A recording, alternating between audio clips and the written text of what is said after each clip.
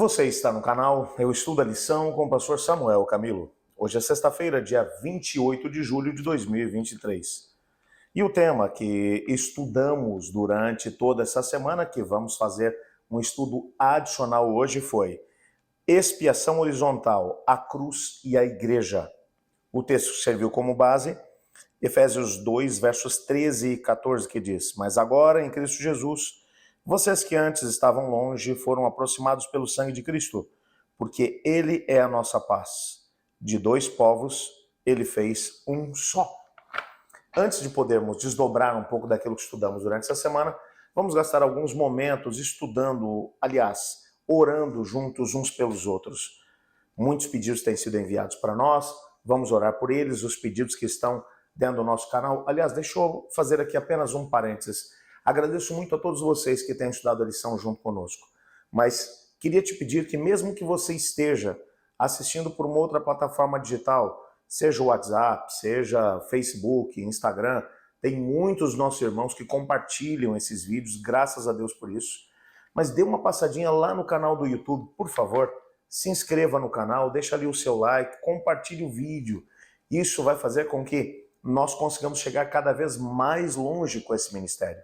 Tá ok? Mas eu quero orar por você que tem enviado aí os seus pedidos para a gente poder estar clamando a Deus e pedindo dele uma intervenção. Ore comigo. Obrigado, Pai, porque através da Tua palavra somos instigados a acreditar no Senhor Deus como nosso Salvador, como nosso Senhor, mas também como nosso mantenedor. E é como mantenedor que nesse momento nós pedimos a Tua intervenção. O Senhor conhece as lutas que temos, as dificuldades que enfrentamos. Algumas delas foram mencionadas aqui no nosso canal e te pedimos que o Senhor possa, de uma maneira especial, ouvir cada clamor que foi aqui levantado, bem como aqueles que só o Senhor conhece, porque estão lá no fundo do nosso coração. Responde de acordo com a Tua vontade. Acreditamos em Ti, pois oramos pedindo também que o Teu Espírito fale conosco através do estudo de hoje.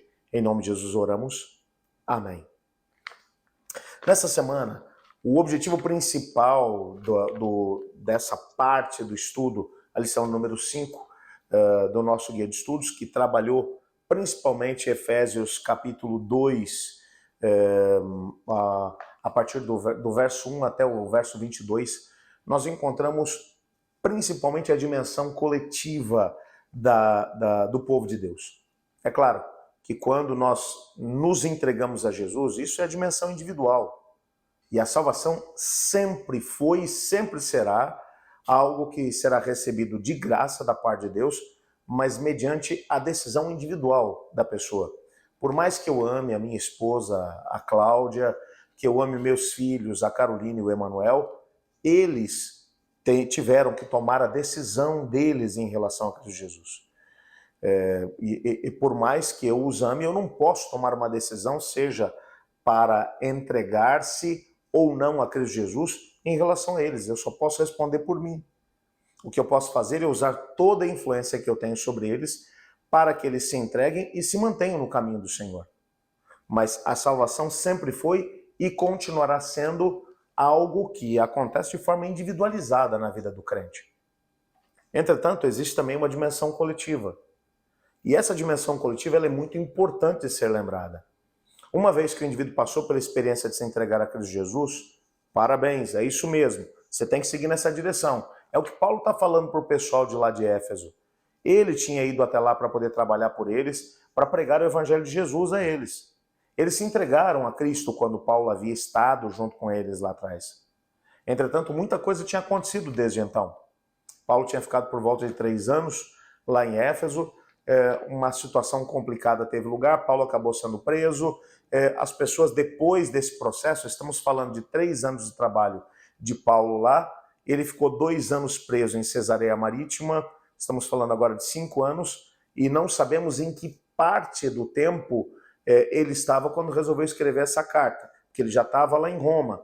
Então é provável que ele já devia estar ali com algo em torno de 6 a 7 anos, desde que a igreja tinha sido plantada lá na cidade de Éfeso.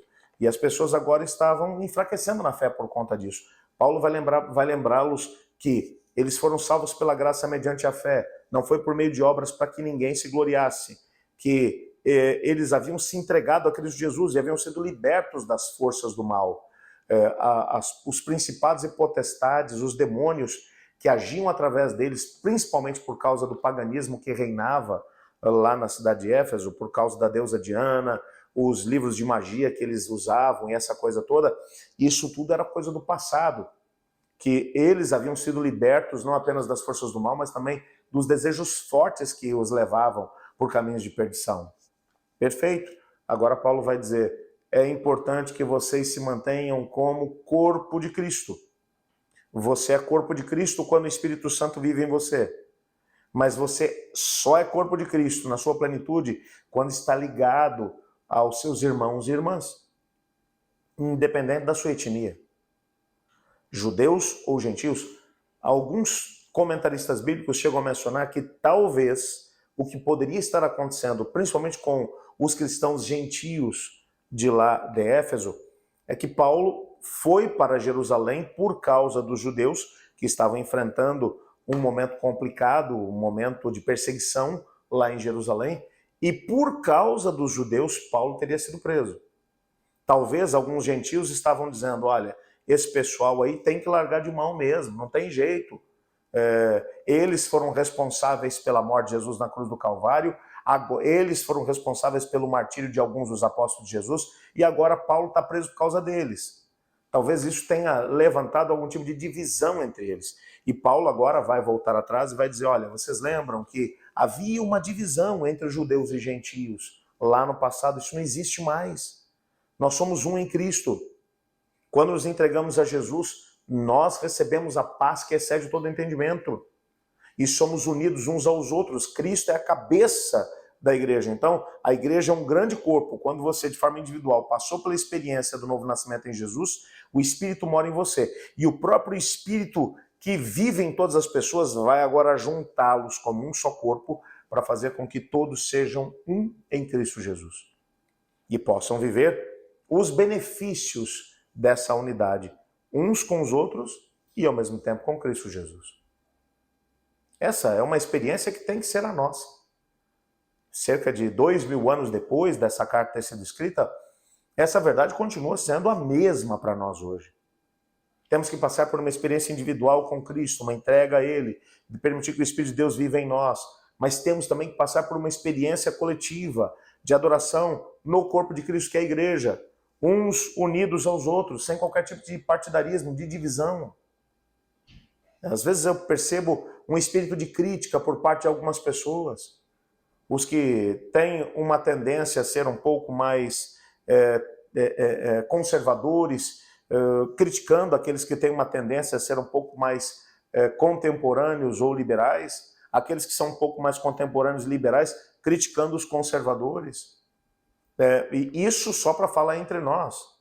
Mas aqueles que estão dentro do corpo de Cristo, que é a igreja, olham para aqueles que fazem parte de outros corpos, ou seja, que são cristãos também, mas de outras denominações, e que têm algumas diferenças, e apontam o dedo e criticam, ou olham para as outras pessoas que estão vivendo ainda religiões pagãs e criticam também.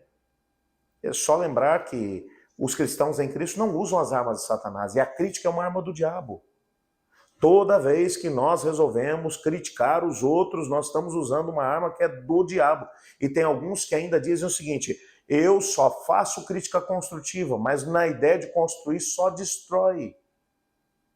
Existe uma diferença muito grande entre estarmos junto com as pessoas e influenciá-las para o bem, de criticarmos as pessoas. A crítica é do diabo, não é de Deus. Quando estamos em Cristo, nós vamos agregar gente ao corpo de Cristo. Nós não vamos afastá-las.